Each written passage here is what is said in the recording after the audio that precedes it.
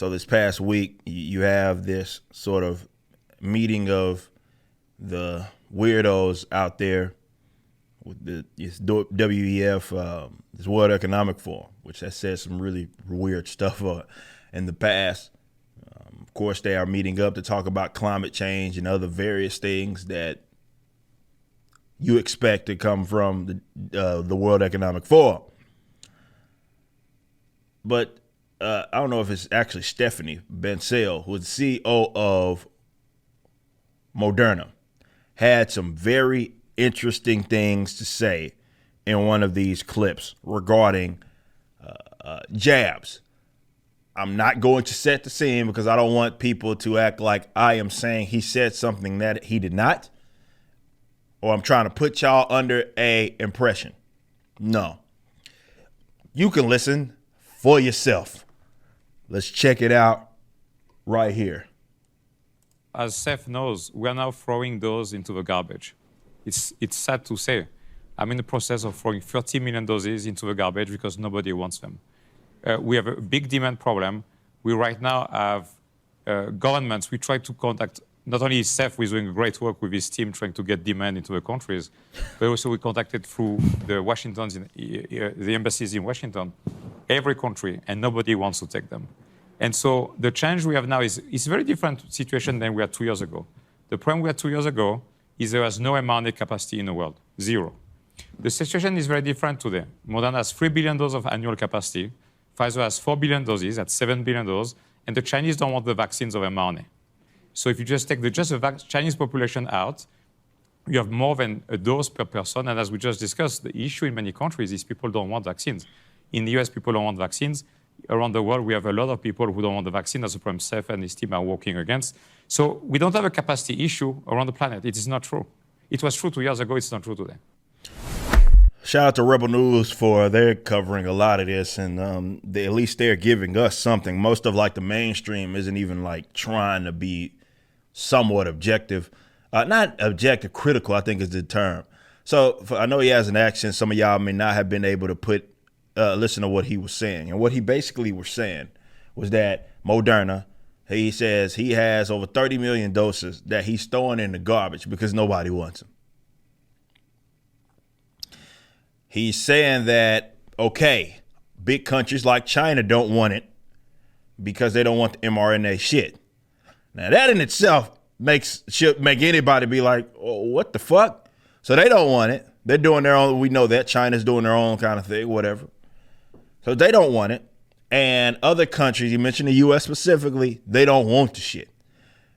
And then he says there's a demand problem. You see, this is why, for those of you that act like we have a freer market, definitely in medicine, which is the healthcare, for example, is one of the most regulated markets in America's case in the country. That's not what we had. You had this dickhead talking about there's a demand problem, and he was trying to work with the governments around the world.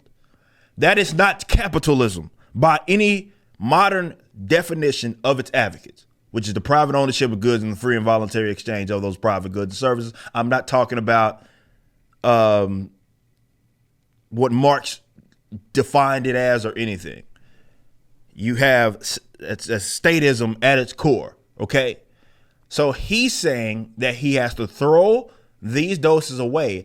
But I think what's most important is how he's stating that. He's telling you that the demand for a lot of this shit is artificial. He says there's no demand for it. Now, in any market, especially one that was free, it would be over and done with. Okay, there's no demand for it. Why would we be producing it at this, at this capacity, considering that the people don't want it? Well, he's trying to figure out, how do we get these people to want it, right? How do we get these people to want something, demand for something that they have not demanded? So he's saying that he's looking at it as and that's the difference between someone that is an advocate of markets versus someone that's an advocate of cronyism. See, the guy that's advocate of markets believes that the problem, which is whatever that market is trying to solve, be it for like goods and the distribution, regarding its efficiency, then you're looking at what is the demand that is already there. Okay. And I am going to try to figure out how do I deliver that on that demand and serve that populace. Whereas to the cronyist looks at it like, and they always use the government to do this because the government's the only way that they can do it. The government looks at it, or the let's say the cronyist, the business, the corporations, which work with the government, they look at it like, well, how do we make the demand match what we want? Those are two completely different mindsets. One relies upon the market and the voluntary exchange between it. The other relies on basically force, smoke, and mirrors.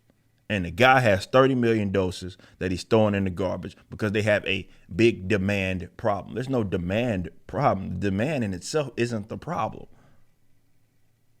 It's that you, and you got away with it for a little bit, are trying to have a world that